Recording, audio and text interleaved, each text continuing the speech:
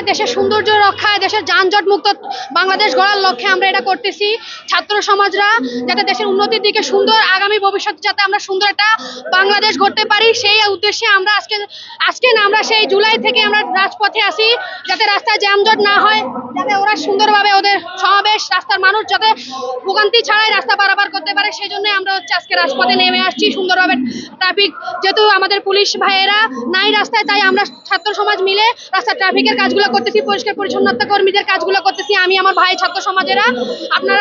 আপনারা আমাদের সাথে সহযোগিতা করুন। আবার যারা অনেকে ট্রাফিক আইন মানতে চাচ্ছে না, তবে আলহামদুলিল্লাহ বেশিরভাগ গাড়িগুলোই আমাদের ইনস্ট্রাকশন গুলো মানতেছে, তারা সুন্দরভাবে সবগুলো রুলস ফলো করতেছে। আমরা যেভাবে বলতেছি ওনারা আমাদের ইনস্ট্রাকশন গুলো সুন্দর করে মেনেই রাস্তা পারাপার করতেছে। পথচারীরাও সুন্দর করে জেব্রা ক্রসিং দিয়ে রাস্তা পারাপার করতেছে। আলহামদুলিল্লাহ, এটা আমাদের নতুন বাংলাদেশ গড়ার একটা সুন্দর সূচনা হলো। আপনার জন্য একটা কথা চোরে নিয়ে গেলে আপনি রাস্তায় বের হবেন না বাইক নিয়ে, আপনি হয় পাবলিক ট্রান্সপোর্ট ইউজ করেন, নয় পায়ে হেঁটে বের হন, নতুবা রিক্সায় তো উঠে আপনি আসেন। আপনি সচেতন নাগরিক, আপনাদের থেকে আমরা পরিবর্তন আশা করি।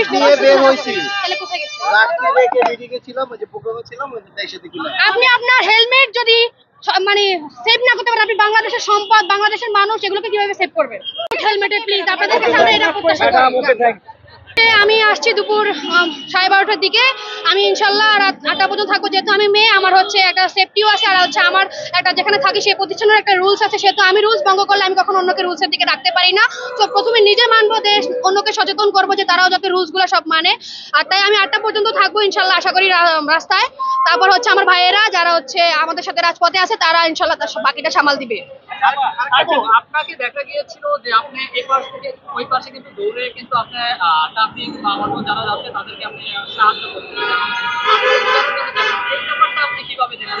আমি এটাকে একটা সুন্দর ওয়েতে দেখছি। তারা তাদের আন্দোলন করে যাক, তারা সবারই রাজপথে গিয়ে অধিকার আছে। তারাও জনগণ, তারাও স্বাধীনতাকামী জনগণ। তো তারা এক পাশে মিছিল করুক, আমাদের সমস্যা নেই, বাট আমাদের রাস্তায় যাতে যানজট না হয় এই জন্য আমি তাদেরকে বলছি যে তারা এক পাশ ছেড়ে দিয়ে রাস্তার মধ্যে মিছিল করুক, আমাদের যাতে গাড়িগুলো সব আটকায় না যায়, মানুষের ভোগান্তি সৃষ্টি না হয়। অনেকগুলো অ্যাম্বুলেন্স আসে, এসব কারণে আটকায়া যায়, অনেকগুলা মানুষ সাফার করে, অনেকগুলো মানুষ রাস্তাতে মারা যায় সঠিক সময় চিকিৎসার অভাবে। তাই আমরা চাচ্ছি না যানজট গুলো হোক, তাই আমরা এক পাশ চেপে তাদেরকে বলতেছি যে তাদের আন্দোলনগুলো চালিয়ে যাক, আমরা আমাদের ট্রাফিকের কাজগুলো করে যাচ্ছি। গত 2 দিন ধরে যে লুটপাট, সংসদ ভবন, গণভবন যে হারে মানুষজন ঢুকে রাষ্ট্রীয় সম্পদ নষ্ট করছে, সেই বিষয়টা আপনি কিভাবে দেখছেন? আসলে মানুষের ক্ষোভ ছিল, সেই ক্ষোভের জায়গা থেকে মানুষ গেছে, বাট মানুষ এটা তারা করে না ইচ্ছে করে, হয়তো ক্ষোভের বশে করছে, বাট তারা সুন্দর করে সবকিছু ফিরিয়ে দিয়েছে। এরা তাদের মহানুভবতা, তাদের বড় মনুষ্যত্বের দিয়েছে। আবার কিছু জিনিস ছিল ছাত্ররা করছে এমন না, কিছু উশৃঙ্খল মানুষ, তারপর কিছু রাস্তারও আছে, আর কিছু অশিক্ষিত মানুষও আছে যাদের বিবেক বিকৃত, তারাও গিয়ে ভাঙচুর করছে। এটা কখনো আমরা ভালো চোখে দেখছি না। উন্নত বাংলাদেশ গড়তে, সুন্দর বাংলাদেশ গড়তে আমাদের অবশ্যই সম্পদগুলো লাগবে। এটা আমাদের সম্পদ, আমাদের দেশের সম্পদ। আমরা কেন এগুলো নষ্ট করবো? আমরা এগুলোকে রক্ষা করবো। যখনই আমরা দেখবো কাউকে নষ্ট করতেছে, আমরা অবশ্যই তাদেরকে থামাবো যে এগুলো নষ্ট করা যাবে না, কারণ এগুলা আগামী প্রজন্মে আমাদের যত দরকার, আগামী প্রজন্মে না, আমাদের জন্য নতুন বাংলাদেশ সূচনা করতে গেলে আমাদেরই এগুলো লাগবে। এগুলো কি আমাদের লাগবে না? এই পোস্ট অফিস, এই পুলিশ বক্স, সবাইকে আমি আহ্বান করতেছি যে সবাই যাতে আমাদের সাথে এক হয়ে আসে, এই রাষ্ট্রীয় সম্পদগুলোকে সবাই যাতে যাতে ভাঙচুর না করে, ধ্বংস না করে, সেসব ক্ষেত্রে আমাদের রক্ষা করে, সেসব ক্ষেত্রে আমাদের সাথে যোগ দিতে, সুন্দর বাংলাদেশ গড়ার জন্য সাহায্য করতে, সবগুলো আইন নিয়ম কানুন মেনে চলতে। যদিও পুলিশ না থাকুক, প্রশাসন না থাকুক, বাট এখন বর্তমানে আস্তে আস্তে স্টুডেন্টরাও সবাই রাস্তায় আসে।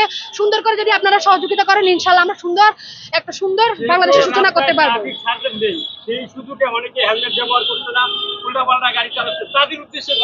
আমরা ইনশাল্লাহ আমরা সবাইকে থামিয়েছি, যেমনি পেরেছি আমরা ওনাদেরকে বোঝানোর চেষ্টা করেছি যে এটা ট্রাফিক রুলস, আপনাদের সেফটির ব্যাপার, আমাদের তো এখানে কোনো সুবিধা নেই। আপনারা নিজেরা সচেতন না হলে আপনারা আরেকজনকে কখনো বলতে পারবেন না যে আপনি এই ব্যাপারটাতে সচেতন হন। সেক্ষেত্রে আমাদের নিজেদের প্রথমে সচেতন হতে হবে, ট্রাফিক রুলস মানতে হবে। আমরা তাদেরকে এটাও বলেছি যে আপনারা কেন ব্যবহার করতেছেন না। তারা বলতেছে যে তাদেরটা ভেঙে গেছে, পুলিশ নিয়ে গেছে, ছাত্রলীগ নিয়ে গেছে, এখানে দেখছে চুরি হয়ে গেছে। পরে আমি বলেছি যদি আপনাদের হেলমেট না থাকে প্লিজ আপনারা রাস্তায় নামবেন না, ঘরে শুয়ে রেস্ট করবেন, নতুবা পাবলিক ট্রান্সপোর্ট আছে ওগুলো ইউজ করবেন, নতুবা রিক্সা ইউজ করবেন বা পায়ে হেঁটে যাতায়াত করবেন। এটাই বলেছি। আমি একটু প্রশ্ন করি, ট্রাফিক রুলস যেটা আপনি বললেন হেলমেট পরিধান না করলে মামলার একটি বিধান রয়েছে, তো আপনারা কি বিধান, হেলমেট পরিধান না করলে আপনাদের বিধান? আসলে আমি যেহেতু আমরা কোনো প্রশাসন থেকে বিলং করছি না, আমরা স্টুডেন্ট, যদি আমরা জাতি গড়ার কারিগর, তারপর আমরা কোনো প্রশাসন থেকে বিলং করছি না দেখে আমরা এসব ব্যাপারে কিছু বলতে পারছি না। বাট আমরা তাদেরকে সচেতন করতে পারি, উপদেশ দিতে পারি, তাদেরকে আমরা শুধরানোর চেষ্টা করতে পারি। এর চেয়ে বাইরে যদি তাদের বিবেক না থাকে, তারা যদি নিজেরা সচেতন না হয়, কে কখনো কাউকে সভ্য করতে পারে না। তাই আমরা ওই শুধুমাত্র সচেতনতা সৃষ্টি করার জন্যই আমরা ওদেরকে বলতেছি বারবার করে যে আপনারা প্লিজ হেলমেট পরেন, হচ্ছে আপনারা সুস্থ থাকুন, সুন্দর সচেতন বাংলাদেশ সুন্দর করে তুলুন, সুন্দর বাংলাদেশ। দেখেছিলাম যে এটা ছিল ছাত্র আন্দোলন। ছাত্ররা যারা আপনাদের মতো এরকম দায়িত্বরত আছে তাদের উদ্দেশ্য করে আপনার বার্তাটা কি থাকবে, আর যারা আসলে নেতৃত্ব দিয়েছে তাদের উদ্দেশ্য করে বার্তা? আমার ভাইয়েরা আলহামদুলিল্লাহ, আমার সমন্বয়ক ভাইয়েরা অনেক সুন্দর যে আন্দোলন পরিচালনা করেছেন, তাদের ডিসিশন গুলো আলহামদুলিল্লাহ অনেক সুন্দর ছিল। আমরা আশাবাদী যে ভাইয়েরা অবশ্যই ভালো কিছু দেশের জন্য বয়ে আনবে সুন্দর করে। তাদের সমন্বয়কদের উপর আমাদের অনেক আশা, তরুণ প্রজন্মের, বয়স্ক প্রজন্মেরও অনেক আশা যে তারা সুন্দর একটা নতুন বাংলাদেশ, নতুন একটা সুন্দর করে সুন্দর কাঠামোতে বাংলাদেশকে সুন্দর করে গড়ে তুলবে, সেই আশা আমাদের সবার মনেই। আমরা তাদের জন্য রাজপথে আছি, আমরা তাদেরকে সব রকম সহযোগিতা করতে সদা প্রস্তুত। আমরা রাজপথে থাকবো আমাদের ভাইদের সাথে, সাধারণ জনগণের সাথে। সাধারণ জনগণ আমাদেরকে সাহায্য করবে, তারা সচেতন হবে, ইনশাল্লাহ আমরা সুন্দর একটা বাংলাদেশ করতে পারবো। আমি এখানে একটু বলতে চাই, এটা হচ্ছে যে সবাইকে হচ্ছে সব ছাত্রদের আমি আহ্বান জানাইতেছি, যারা দুর্নীতি এইসব করতেছে। আমি শুনছি কালকে মোহাম্মদপুরে ডাকাতি হয়েছে, তো এইসব থেকে আমরা রুখে দাঁড়াই, আমরা ভাঙচুর না করি, কারো কোনো ক্ষতি টতি না করি, আমরা সুন্দর করে একটা দেশকে পরিচালনা করি, ঠিক আছে? তো আমরা কোনো ক্ষতি টতি না করি কাউকে, একসাথে হয়ে আমরা ছাত্র জনতা কাজ করি। সবাইকে আমি আহ্বান করলাম এর জন্য। আমার একটা কথা ছিল ভাইয়া, এই যে একটা দল গেল, আমরা যে বিজয় উল্লাস করলাম, ঠিক আছে আমরা বিজয় পেয়েছি, কিন্তু এই বিজয় না, স্বাধীনতা অর্জনের চেয়ে স্বাধীনতা রক্ষা করাটা আসলেই অনেক কঠিন। এই যে আমরা এত কষ্ট করে আমাদের এত ভাইয়ের, এত জনতার, এত সাধারণ জনগণের রক্তের বিনিময়ে আমরা স্বাধীনতা যেটা পেয়েছি, দ্বিতীয়তম স্বাধীনতা, কিন্তু স্বাধীনতা পাওয়ার পর আমরা দেখলাম কিছু মানুষ সেগুলোকে হনন করার জন্য উচ্ছৃঙ্খলতা চরম পর্যায়ে পৌঁছে গেছে। আমি তাদের দৃষ্টি আকর্ষণ করছি এবং প্লিজ, একদল গিয়েছে, তারা তাদের কুকর্মের জন্য তাদেরকে দেশ ছাড়া করেছে। মানুষ, সাধারণ জনগণ রুখে দাঁড়িয়েছে।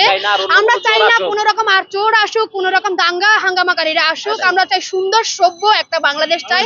আমরা চাই সভ্য বাংলাদেশ, সুন্দর বাংলাদেশ। আমরা সুন্দর বাংলাদেশের সূচনা কামনা করি। উন্নত চিকিৎসা পাবো, যে বাংলাদেশে উন্নত শিক্ষা ব্যবস্থা পাবো, যেই বাংলাদেশে আমরা সুন্দর একটা রাজপথ পাবো, আমরা সেরকম একটা আইন কানুন পাবো, সুন্দর আইন কানুন পাবো। সংবিধান মান্য করা হবে। সংবিধান শুধুমাত্র নথিভুক্ত করার জন্যই থাকবে না, কিন্তু ওইটা আইনমূলক ভাবে প্রয়োগ করার জন্য হবে। এরকম একটা সুন্দর বাংলাদেশের প্রত্যাশা করি আমরা।